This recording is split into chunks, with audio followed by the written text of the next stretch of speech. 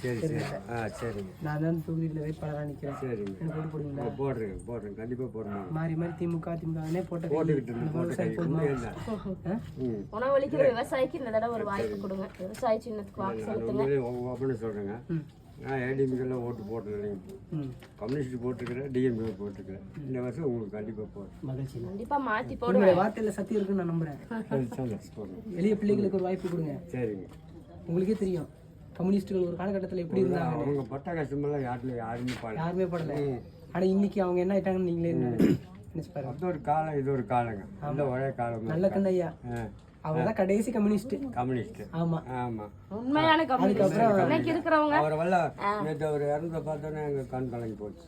அப்போ எந்த அளவுக்கு அவர் வாழ்ந்துக்கிறாரு இல்லைங்களா? அந்த அந்த நல்ல கண்ணவே தோக்கடிச்ச மண்ணு நமக்கு. ஆமா ஆமா, அது நினைக்கும் போது நல்ல கண்ணு பேரன்களை விட்டுறாதீங்க. இல்லை சரிங்க. ஓகே, கண்டிப்பாக வாய்ப்பு கொடுங்க. சொல்லுங்க. சரியான அப்படி பண்ணோன்னா நமக்கு நல்ல குடிநீர் கிடைக்காது. நல்ல தண்ணி நம்ம குடிக்கணும்ல, நமக்கு நல்ல மருத்துவம் நம்ம பார்க்கணும்ல, நம்ம பிள்ளைங்க நல்ல கல்வியை நம்ம படிக்கணும்ல. அப்போது இதெல்லாம் அவங்க 500 1000 காசு கொடுத்துட்டாங்கன்னா இதெல்லாம் செய்ய மாட்டாங்க. இப்போ நினச்சி பாருங்க, 500 1000 காசு முக்கியம்னு சொல்லி நம்ம பெரிய விஷயமா வாங்கி வச்சுக்கலாம். ஆனால் மருத்துவம் ஹாஸ்பிட்டல் போனால் எவ்வளோ கேட்குறாங்க.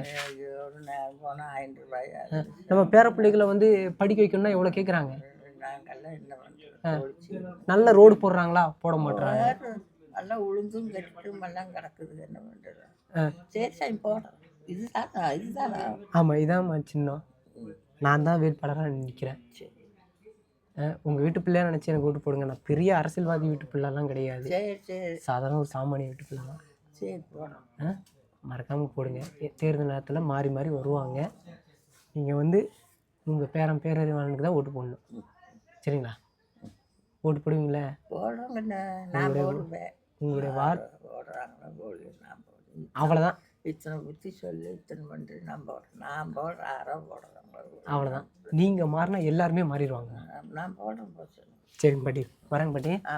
சரிங்க.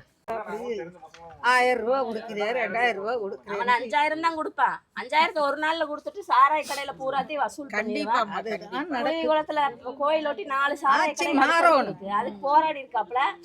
மக்கள் பிரச்சனை போராடி 2 வழக்கு இருக்குங்க தம்பி மேல. அதனால ஒண்ணு சாதாரணமா யாரோ வந்து வாக்கு கேட்கறாங்க. பாட்டிமா, எல்லாரும் நாடே சரியில்லை, இந்த பகுதியே சரியில்லை. எல்லாருமே வந்து சரியில்லாம இருக்காங்க. நம்ம சரியா இருப்போம், எல்லாருமே மாறிடுவாங்க. நம்ம சரியா இருந்தா எல்லாருமே சரியா இருப்பாங்க. அவங்க தலை மாத்திரம் கரெக்டா இருந்துச்சுன்னா குழந்தைகளை கூட நம்ம சரி பண்ணிக்கலாம். ஆமா, உங்க தலையே ஆடுது, அப்புறம் எங்க போய் புள்ள கேட்க போகுது? அரசாங்கமே டாஸ்மாக் வித்த நாடே குடிச்சிட்டு ஆட வேண்டியதுதான் இல்லைங்களா? நாளை காலையில ஸ்டாலின் வருவா இல்ல, நீங்க இங்கதான் இருக்காப்ல. அந்த ஆளு வந்து 3 நாள் ஆச்சாம அவனை இங்கே உட்காந்து பாரு. நாளைக்கு 500 ரூபாய் ஒரு பிரியாணி ஒரு கோட்டரை கொடுத்தா ஜனமே பசி நிக்க. நம்ம ஜனங்க புத்தி எப்படி இருக்கு எனக்கு புரியுது. உங்களுடைய வலியும் வேதனையும் புரியுதுங்கம்மா. புரிய மாட்டேனுங்க தேசாமி. நல்லா அடி உழுகும் போது மாறும். இந்த இதுக்கு மேல அடி என்ன வேணும்? எல்லாமே விலையேற்றம், ஒரு கரண்ட் பில்லு,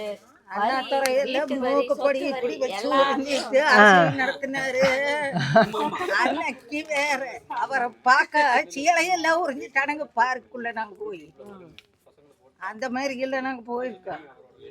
இப்ப இல்ல, நமக்கு மனசே இல்லை. ஓட்டு போறக்கு எனக்கு இஷ்டம் இல்லை. பாட்டிமா, உங்களுக்கு சொல்லி தெரிய வேண்டியதில்லை. நீங்க எல்லா அரசியலையும் நீங்க கவனிக்கிறீங்க, எல்லாத்தையும் கவனிச்சுக்கிறீங்க. எளிய பிள்ளைகளுக்கு ஒரு வாய்ப்பு கொடுங்க. துண்டுங்க அப்பம் போட்டதுக்கு 3 வருஷம் ஜெயில இருந்தாரு. கம்யூனிஸ்ட் கொடி போட்டது குடிச்சு நின்னதுக்கு. கம்யூனிஸ்டா அப்பா? ஆமா, அதனாலதான் இவ்வளவு பேசுறீங்க நீங்க. காங்கிரஸ்காரனா ஆட்சி அப்போ நேரு உயிரோட தான் இருக்கிறாரு. 3 வருஷத்துக்கு அப்புறம் கொடி ஜெயில போட்டானுங்க.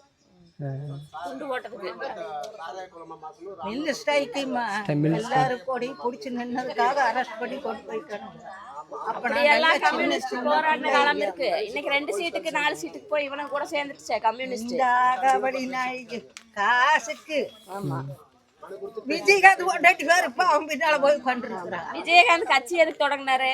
கருணாநிதி மண்டபத்தை இடிச்சாரு, கட்சி தொடங்கினாரு. அந்த பொம்பளைக்கு கொஞ்சம் பணம் போச்சு வந்து இங்க ஓபிஎஸ் திமுக போயிட்டாரு. பாத்தீங்களா, அரசியல் இப்படிதான் இருக்குது. சாக்கடையா உங்க வீட்டு பிள்ளைங்க. ஆமா, எல்லாத்தையும் அவங்க கவனிச்சிருக்கிறாங்க. நான் வந்து டிவியில அதிகமா படம் பார்க்க மாட்டேன், நியூஸ் தெளிவா சொல்றீங்களே. எனக்கு அது பிடிக்கும். ஏன்னா நாங்க இல்ல உங்க வயசுக்குன்னு நிறைய நாங்க பாத்துக்கோம்.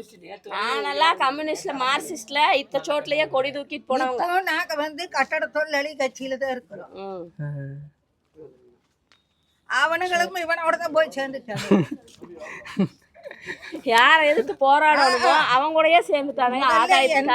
ஆகாதுன்னு நம்ம தனி கட்சின்னாங்க ஆரம்பிக்கும் போது. இப்ப போய் ஸ்டாலின் கூட சேர்ந்துட்டாங்க. ஆமா, இங்க லெனினையும் நம்ம சொல்லி தர வேண்டியதில்ல. அம்மா நல்லா அரசியல் பேசுறீங்க, உங்களுக்கு சொல்லி தர வேண்டியதில்ல. இந்த ஒரு முறை உங்க மகன் எனக்கு வாய்ப்பு கொடுங்க. நான் போடுறப்ப போடுங்க. நாங்களும் ஒண்ணு பணக்கார வீட்டுல இருந்து அரசியல் பின்புலத்துல இருந்து கார்ல வரல. இதே வீட்டுக்கு தான் நாங்களும் போகணும். பரப்புரை முடிச்சுட்டு இதே வீட்டுக்கு தான் நாங்களும் போகணும். சரிங்களா? அதனால எளிய வீட்டு பிள்ளைகளுக்கு விவசாய சின்னம் சின்னம் சீமான் கட்சி. சீமான் தெரியலமா? பேரறிவாளன் தம்பி பேரு. என் பேரு பேரறிவாளன். இவரு பேசுறதுக்கு ஆரம்பிச்சாருன்னா நிறுத்த மாட்டாரு. அத்தனை பிரச்சனை இருக்குது நாட்டுல, எப்படி நிறுத்துறது? உங்களுக்கு பிரச்சனை இருக்குது. வாக்கு செலுத்துங்க. நம்பிக்கையில போறேன், நீங்க எனக்கு ஓட்டு போடுவீங்க. ஒரு ஓட்டு போட்டதுல நீ ஜெயிக்க மாட்டேன். எல்லாருமே நீங்க மாறினீங்கன்னா எல்லாருமே மாறிடுவாங்க. நம்ம மாறுவோம், எல்லாருமே மாறுவோம்.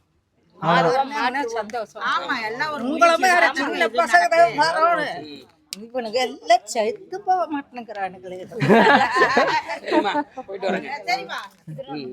சரிங்கம்மா. தெற்கு தொகுதி வேட்பாளர் புளியகுளம். ஒரு மாற்றம் வேண்டும், அது நம்மள இருந்து பிறக்கட்டும். விவசாய சின்னத்துக்கு வாக்கு செலுத்துங்க. இளைஞர்களால வரட்டும், வந்தாதான் சட்டமன்றத்துல கேள்வி கேட்க முடியும். ஆமா, முன்னாடி பலி கட்ட முடியும். சரி, நம்மளே எல்லாம் தெரிஞ்சு இவங்களை அப்படியே மாடிக்கு வச்சோம்னா ஒண்ணும் தெரியாம இருப்பாங்க. அரசியல் படுத்துறோம், நீங்க அதிகாரப்படுத்துங்க. கண்டிப்பா வாக்கு செலுத்துங்க. சரிங்கம்மா, நன்றி. நேர்ல வந்திருக்கோம். வாய்ப்பு கொடுங்க. இளைஞர்களுக்கு ஒரு வாய்ப்பு கொடுங்க. நீங்க நிறைய தேர்தலை பார்த்துருப்பீங்க. வாழ்த்துக்கள், ஆசீர்வாதங்களும் உங்களோட வாக்குகளால் நம்பி சட்டமன்றம் போகணும். நாங்க வந்தா என்னென்ன செய்வோம் அப்படின்றத நாங்க கொடுத்துருக்கோங்க. படிச்சு பாருங்கய்யா. சரி, எங்களுடைய வாழ்த்துக்கள். சரிங்க, சரிங்க, நன்றிங்க. ஆமா, பெரிய பண பலமோ அரசியல் பலமோ இல்லை. மக்களை நம்பி மக்களோட மக்களாக இருந்து நாங்கள் வந்திருக்கிறோம். அதனால இந்த தடவை நீங்கள் வாய்ப்பு கொடுக்கணும். சரிங்க. யாரோ புதுசாக வந்திருக்காங்கன்னு நினைக்காதீங்க. தொடர்ச்சியாக தம்பி வந்து கலெக்டர்கிட்ட திங்கள் மனு, இந்த பகுதியில் இருக்கிற பிரச்சனைகள், தொகுதி பிரச்சனைகள் எல்லாத்துக்கும் மனு கொடுத்துட்ருக்குறாப்புல. அந்த உரிமையில் நாங்கள் வந்திருக்கிறோம். அதிகாரம் இல்லாதப்ப எங்களால் இவ்வளவுதான் செய்ய முடியும். அதிகாரம் நீங்கள் கொடுத்தாதான், அது உங்களோட வாக்கில் தான் இருக்குது. அதனால் கண்டிப்பாக இந்த முறை வாக்கு செலுத்துங்க. உணவளிக்கிற விவசாயிக்கு ஒரு வாய்ப்பு கொடுங்க. மற்ற கட்சிகளும் வருவாங்க, ஆனால் அந்த வேட்பாளர்களாக இவ்வளவு தூரம் வாசலுக்கு வருவாங்கன்னு தெரியாது. அவங்க மக்களுக்கு நல்லது செய்யுங்க. கண்டிப்பாக கண்டிப்பாக அதுக்காக தான் போராடிட்டு இருக்கோம் 15 வருஷமா. அதனால இந்த ஒரு வாக்கு என்ன செஞ்சிட போகுதுன்னு நினைக்காதீங்க. இந்த ஒவ்வொரு வாக்கும் சேர்ந்து தான் இந்த வெற்றியை தீர்மானிக்கும். கண்டிப்பாக நீங்கள் வாக்கு செலுத்துங்க. மறக்காமல் வாக்கு செலுத்துங்கம்மா. விவசாய சின்னம் வரங்க. பின்னாடி படிச்சு பாருங்க, நாங்கள் வந்து என்னென்ன செய்வோம் அப்படின்னு செயல் திட்டங்களை கொடுத்துருக்கோம். படிச்சு பாருங்க. மற்ற கட்சி நோட்டீஸ் மாதிரி தூக்கி போட்டுறாதீங்க. இது எல்லாருமே இல்லை, பொதுவாக எல்லா கட்சிக்காரங்களும் நோட்டீஸ் கொடுப்பாங்க. அதில் என்ன இருக்க போகுது, தலைவர்களுடைய படம் இருக்கும், அவங்களுடைய அருமை பெருமைகள் எழுதியிருப்பாங்க, அவ்வளோதான். ஆனால் நாங்கள் வந்து இப்போத்த ஜென்ரேஷன் தெரியுமா, என்ன ஏதுன்னு பார்த்தே தீர்றாங்க. அதெல்லாம் இல்லையா, அவங்களாட்ட வர்றவங்க கண்டிப்பாக பார்த்துடுறாங்க. கண்டிப்பாக சரி, படிச்சு பாருங்க. நன்றி. ஓகே.